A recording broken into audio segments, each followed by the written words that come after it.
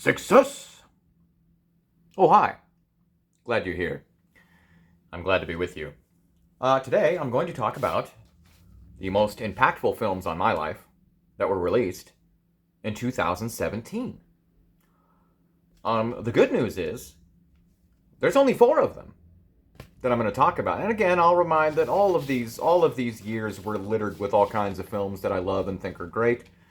I just try to narrow it down as much as possible to ones that I need to talk about or need to mention something of or have a story for. So there's only 4. So you'd think this will be a short video, but I probably have long stories for all 4 of them. Let's see. Let's knock out what's probably the shortest one. Alien Covenant.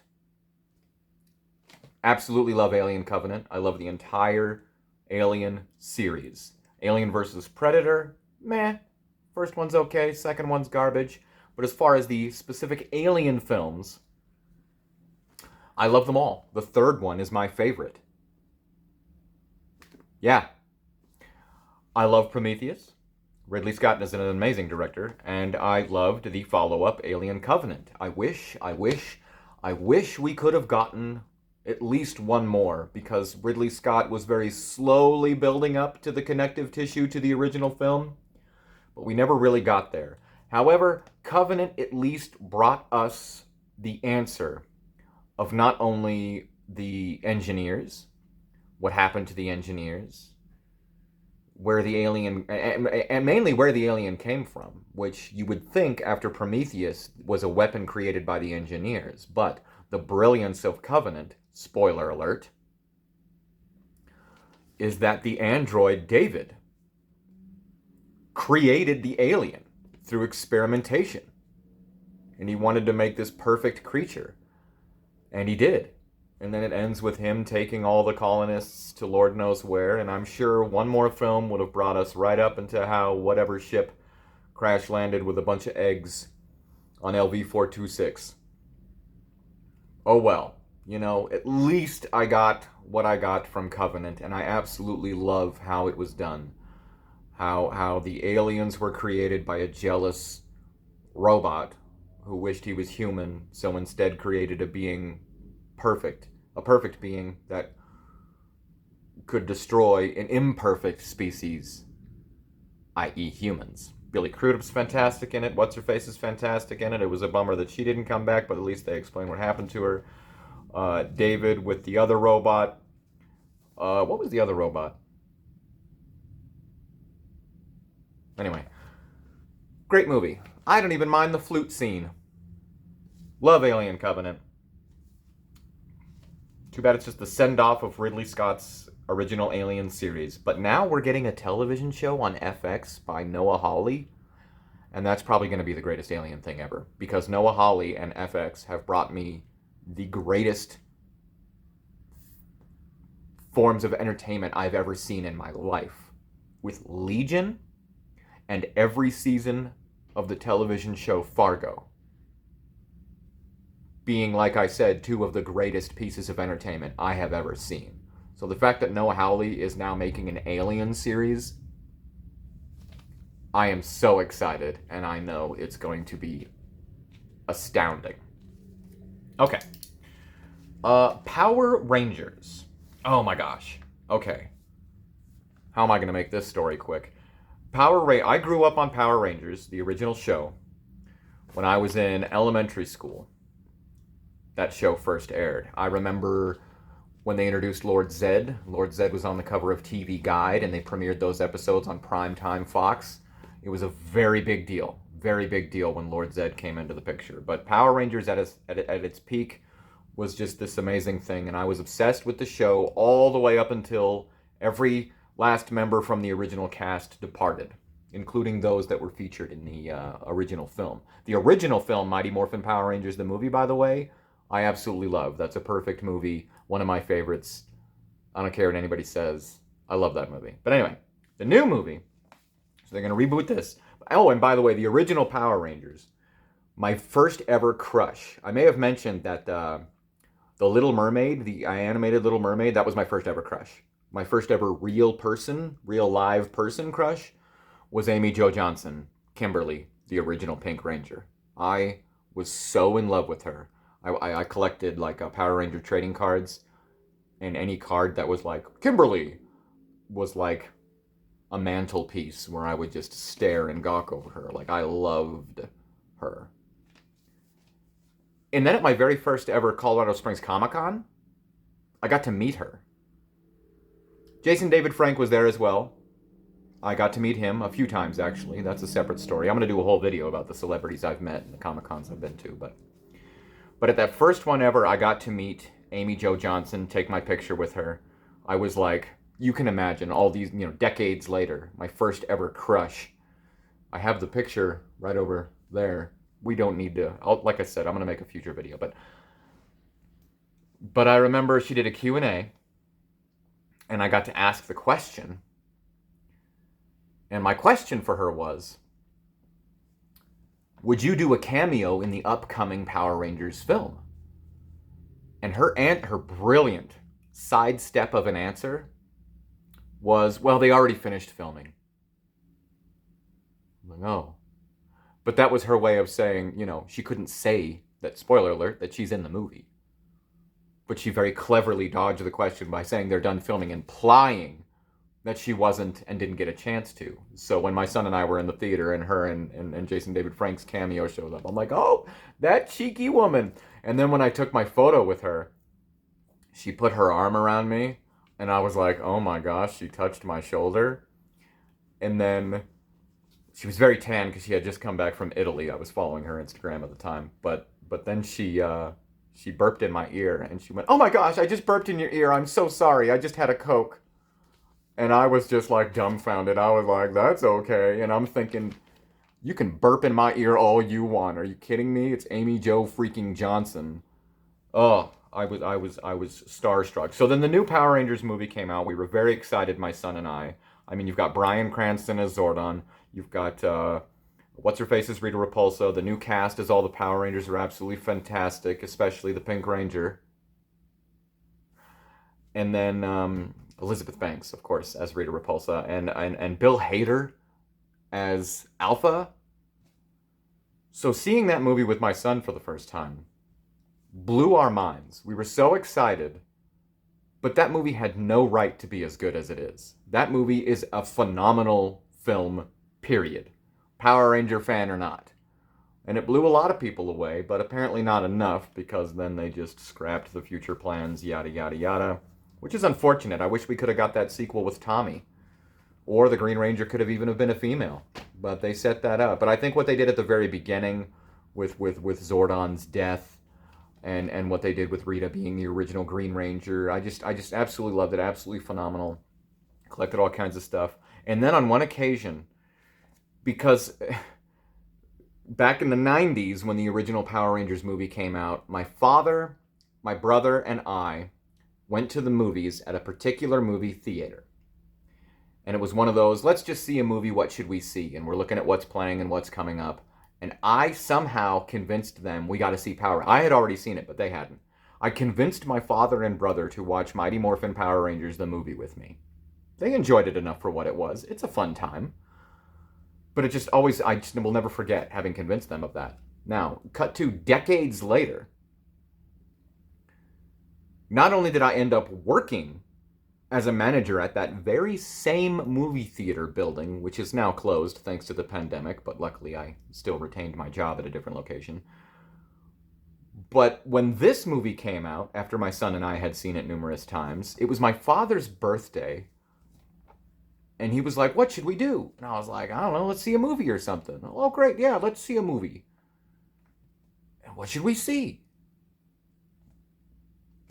And I said, let's see Power Rangers. I had my son Flynn with me at the time. He would have been 5. Flynn was 5 when this came out. And it was my father's birthday. And my father, myself, my son, and both of my brothers all together went to see Power Rangers, which still to this day blows my mind. That's probably the last time all 5 of us together saw a movie. and probably will be. So to think, the bookends and the memories and the fact that the entire male Charmin family went and saw Power Rangers together on my father's birthday is just insane. Anyway. Okay, we're already halfway there. Look at that. Perfect time. Let's try not to ramble. Excuse me. Let me just 1 second here. I know it's dead air, but...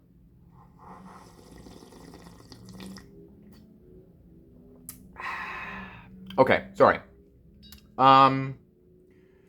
2007. Now this, you would think this would be the #1 film of that year, me being such an avid fan of the franchise, but Star Wars: The Last Jedi came out in 2017.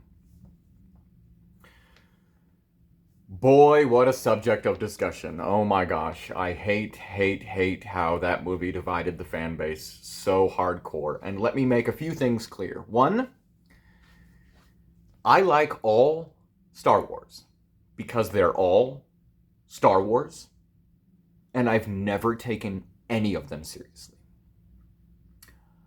Anyone who doesn't like any Star Wars, mainly the films, if you hate one Star Wars film, you are not a Star Wars fan. You are a fan of some of the Star Wars films, but a true Star Wars fan loves all 9 of those films. Why? Because they're all Star Wars.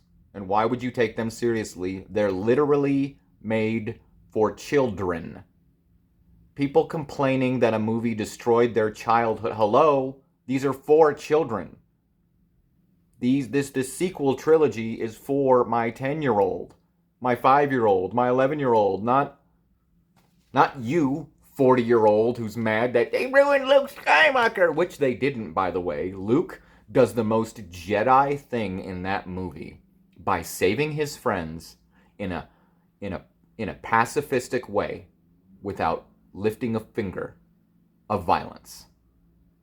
People just wanted to see him mowing down things with his lightsaber. That's not the Jedi way. And he's a Jedi, like his father before him.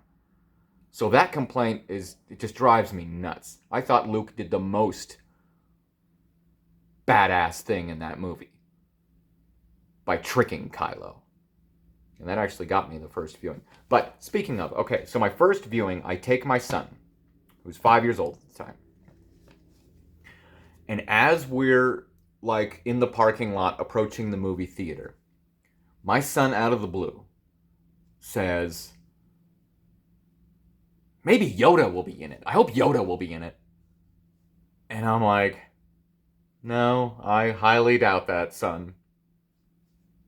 Yeah, spoiler alert. When we're in that theater and all of a sudden they pan over and we see Yoda, we both flipped out. Like, oh my gosh, he is in it. And Yoda has like 2 of the best Yoda lines ever in this film. We are what they grow beyond. That is the true nature of, we are what they grow beyond. That is the true burden. And he's referring to parents. Like, we are what our children move on from one day. One day they don't need us anymore. That's our biggest burden, is one day my son is going to say, no, I'm good, you're done. Which is heartbreaking. And, man, what's the other line that I love of his in that movie?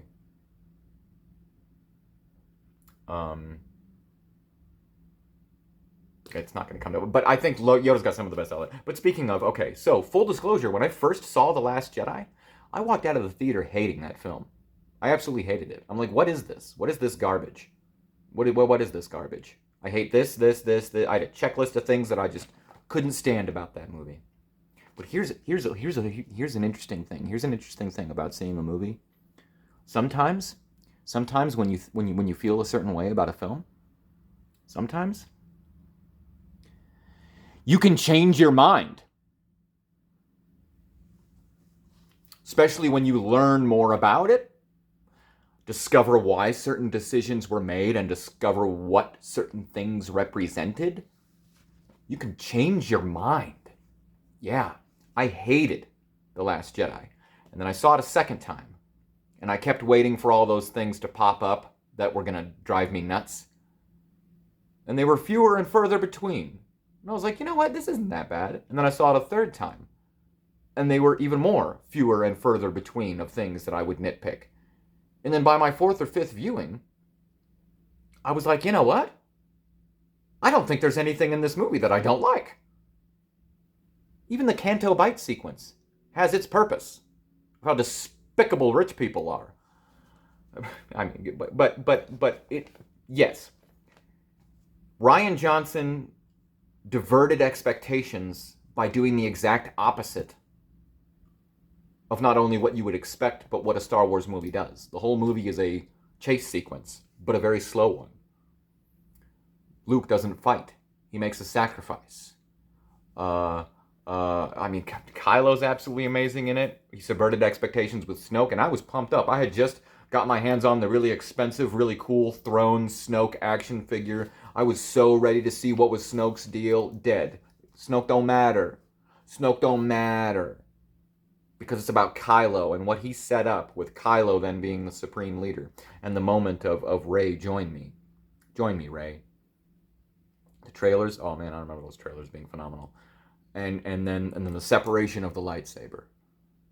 It's phenomenal what it represents. And that sequence of Kylo and Rey versus the Praetorian Guards, phenomenal. And then people complain that there's no lightsaber duel in The Last Jedi. I guess technically there's not a lightsaber duel. There's just Kylo and Rey teaming up to kick those guys' butts.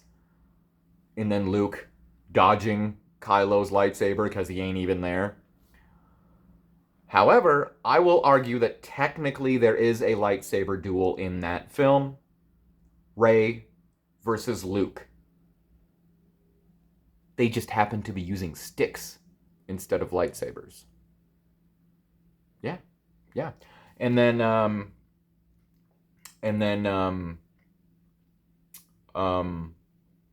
just lost my train of thought. Oh, right. The hand touch. That hand touch between, oh man, that moment, and then you hear the rumble, like right when their fingertips touch. That hand touch is the most romantic hand touch I've ever seen in my life. It's very intense. And there was people after The Force Awakens that were all shipping Kylo and Rey to be together. They should be together. And I'm like, no, that's ridiculous. They have no chemistry. They don't like each other. They're opposing forces. There's no reason or rhyme to Kylo and Rey being together. And then after The Last Jedi, I was like, Kylo and Rey should totally hook up. They make a great couple. They have amazing chemistry, and they're both so hot. They would be so hot together. And I was totally on board shipping them together with everyone else after The Last Jedi. And people complain, Luke, that's not Luke. Why is Luke like this? And why would he give up on that? And Luke would never give up and run away and completely ignore everyone and turn his back on things. It's like, have you never lived life or met a human being? If someone I haven't seen for 30 years ran into me today, they would go, that's not the Paul I remember. That guy's completely different. Yeah, no duh. Yeah, I am. Because life changes people. People change constantly because of our experiences. Sometimes someone could be an ultimate hero and then life beats them down after their apprentice, or the Knights of Ren, I guess, technically, according to the comic book, burned down their temple and whatnot. Yeah, Luke changed. It's called character development. But everybody wanted just the Luke from Return of the Jedi. And then they got him in the little Mandalorian show, which I wasn't a big fan of. Well, I mean, I'm a fan of the show, but that whole, and then Luke kicked butt, and I was like, whatever. It's like, calm down, people. It's a freaking children's movie. People change. So, having said all that, and I could go on for an hour more about The Last Jedi, it's not my favorite Star Wars film. It's like in the middle somewhere. But I have stated before, will state till the end of time, I believe that when it comes to the aspect of filmmaking, The Last Jedi will always be the greatest Star Wars film we will ever see. What Rian Johnson technically achieved in every aspect of that film, whether it's storytelling, characters, visual effects, lighting, editing, acting, script, all of it. It is a masterfully crafted film where all the other ones, and Star Wars as a whole, is always meant to be a campy, ridiculous, silly, Buck Rogers serial drama. It's jacked up my neck again. Oh. So yeah, we're lucky to have gotten an actual film with The Last Jedi, but all Star Wars was just meant to be ridiculous goofiness. Hello? Y'all know it's like based on Buck Rogers. Go watch some Buck Rogers and then tell me that yeah, Star Wars is bad. People just take things too seriously. It's a movie. A movie that I love and that I believe will always forever be the greatest Star Wars film ever made. Moving on to number one, the most impactful film that was released in 2017 is a movie called The Disaster Artist. And I say this because I'm going to have to tell the whole story about The Room now. I discovered The Room probably 2016-ish. It was right around when they were about to make The Disaster Artist. And it was thanks to Chris Stuckman. And I was watching his series, his Hilariosity reviews, which he doesn't do anymore, unfortunately, because now that he's a filmmaker, he's very serious and he doesn't want to talk smack about film. It's funny, because now all of his reviews are positive. Anyway. But at the time, I was going through all of his Hilariosity reviews, because they're fantastic. I highly recommend them, all of them. But they all started with, at the time, I had no idea what it was. They all started with this guy walking out of a door on a roof, throwing a water bottle, saying, "I did not hit her. It's not true. It's bullshit. I did not hit her. I did not." Oh, hi, Mark. So every time I watched an episode, I'm like, what the heck is that? What is that from? And then eventually I got to the episode about this movie called The Room. And he described it and, showed little glimpses, and I'm like, this sounds insane and like a good time. So I immediately ordered the Blu-ray. And then once the Blu-ray arrived, I took it straight to my brother's house. They both lived together at the time. And I said, hey guys, I got this Blu-ray. You've got the smoke. I've got a bunch of booze. We're going to watch this together, okay? I had never seen it before. They had never seen it before. They'd never even heard of it. And the three of us watched it together. And about 20 minutes into the film, we became convinced that this was the world's greatest practical joke. In the way of, we thought that everyone was spreading, hey, you gotta see The Room, it's so ridiculous, and that the joke was, once someone sees it, you were actually tricked into watching a softcore porn. For a moment, that's what we thought it was. We thought it was a great practical joke, and we were just tricked into watching a softcore porn.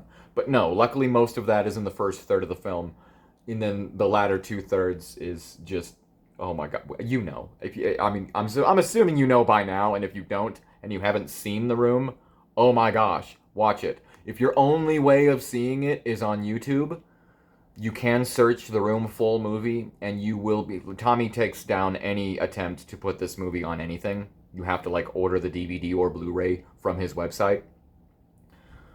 But there is a version on YouTube that's called The Room Clean. If it's your only way of seeing it, go right ahead, because all it does is cut out all the sex scenes, which are hilarious, yes, but still borderline unbearable. But that movie... Oh my gosh. So we fell in love with that movie. And I was like, that was the most entertaining movie I had ever seen in my life. Still to this day, that's the most entertaining movie I have ever seen in my life. And I'm talking entertaining. A movie doesn't have to be good to entertain you, and all a movie is supposed to do is entertain you. That's why on Letterboxd, The Room is one of my 4 picks, and it's a 5-star film. So that was an amazing experience, and I have since seen The Room, I think, like somewhere in the 30s or 40s number of times. And I watch it on quite a regular basis. So then they're like, okay, they're making The Disaster Artist. And I'm like, oh, sweet, great. So I see the trailer for The Disaster Artist. I'm like, great, I got to see the making of this movie. So then I see The Disaster Artist. I absolutely love that. But how I saw The Disaster Artist is really the best part. But side note, after that, I ended up reading The Disaster Artist. I have that book. And that's an amazing book. The movie The Disaster Artist barely scratches the surface of the insanity and chaos and what really went down.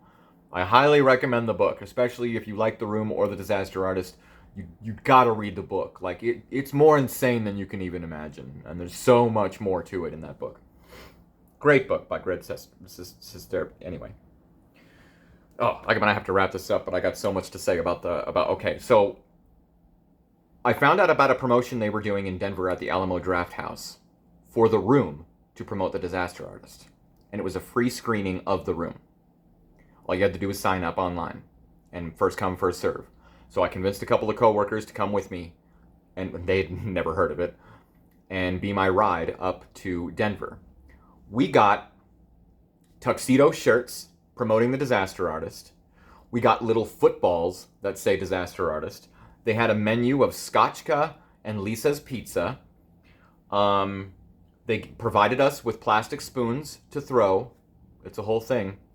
And this was my first experience with seeing The Room with a live audience. A sold-out live audience. They even gave the script of when you're supposed to holler certain things.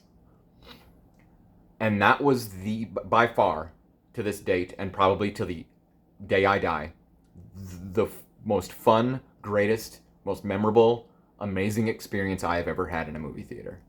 That blew my freaking mind, blew their minds too, the people I brought, because they had no idea what they were in for. And then afterward, they were like, come on down in a couple of weeks and we're going to do a free screening of The Disaster Artist, like weeks before that movie came out, which I did, and that was amazing as well. I believe I took my father and brother to that one. But seeing The Room on the big screen with a sold-out crowd, I highly recommend. I actually recently screened it at work for some of my coworkers, and there was only like 8 of us. And it may as well have been a sold-out theater, because boy, were we into it, and we had a blast. I even brought spoons. So that was just the most amazing experience ever. And then later I came across how Robin Paris, one of the stars of The Room, the lady who makes out with the dude with the chocolate on the couch, she then did a little short for Funny or Die with some of the cast members, and then went on to produce a whole series of The Room actors. Where Are They Now? I highly recommend it. Look it up. Support Robin Paris. She's a great filmmaker. I ended up getting in touch with her. I am now followed by Juliet Danielle and Robin Paris on social media. I have communicated with Lisa and Robin Paris from The Room on a semi-regular, but like I've spoken to them, which blows my mind. Robin Paris ended up sending me a poster. It's right there, actually. A post, you know what? Robin Paris, bless her heart, I'm a big fan of hers, ended up sending me this poster in my support of The Room actors. Where Are They Now? For The Room actors, Where Are They Now? And as you can see, all but the one guy who wears the kid's watch out of a cereal box and says the line, you know, chocolate is the symbol of love. He's the only one that didn't participate, so he would be the only one not on here. Well, aside from Tommy, of course. But this, aside from him, is signed by every single cast member from The Room, including Greg Sestero. The only signature that's not on here, aside from What's-His-Face, of course. This is a great series, by the way. It's hilarious. Robin Paris did a fantastic job.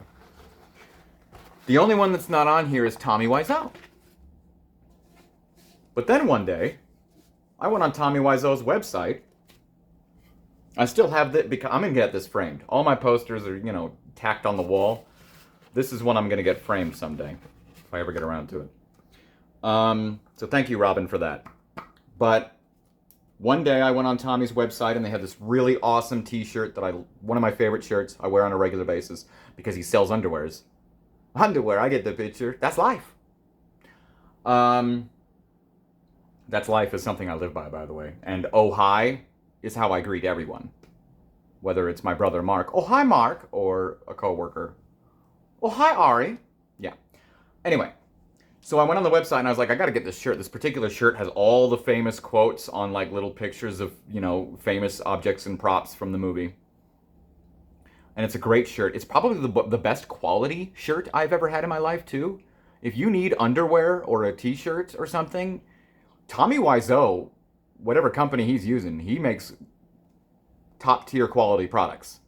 So I highly recommend ordering from his website. I don't know if he still does this, but when I ordered my shirt and then I received my shirt, he also where is it? Is it somewhere else? Oh, I think it's somewhere else. Dang it. I've been keeping track of how many times I've seen The Room, and apparently after the other day, it's 32 now. I've seen The Room 32 times. Anyway. With my shirt was Tommy's headshot, autographed by Tommy Wiseau, made out to me specifically, to Paul. Love is blind. Love, Tommy Wiseau, and it's even dated June 5th, 2018. So I have the entire cast's autographs, including Mr. Tommy Wiseau. And this is another thing. That's Lewis Black. But this is another thing that Robin Paris sent me to thank for my support, because I was one of the financial backers for the Room Actors Where Are They Now. Thanks so much for the support. Love Robin Paris, yada yada.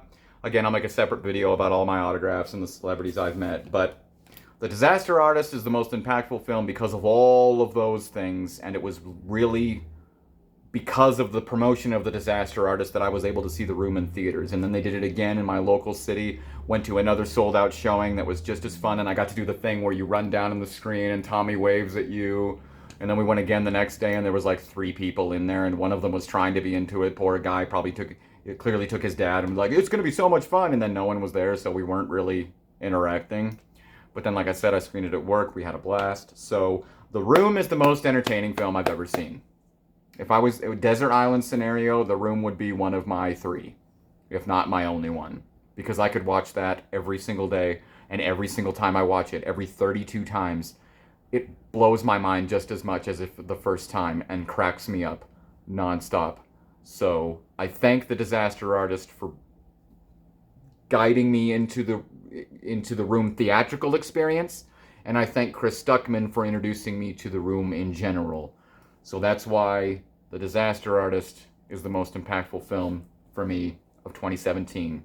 And The Room, if you know, you know. And if you don't, you need to see it. Preferably with a group of people who have never heard of it. And you will have a blast.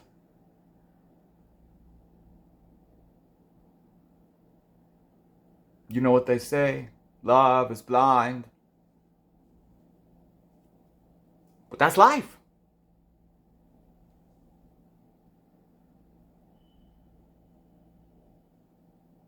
Okie dokie.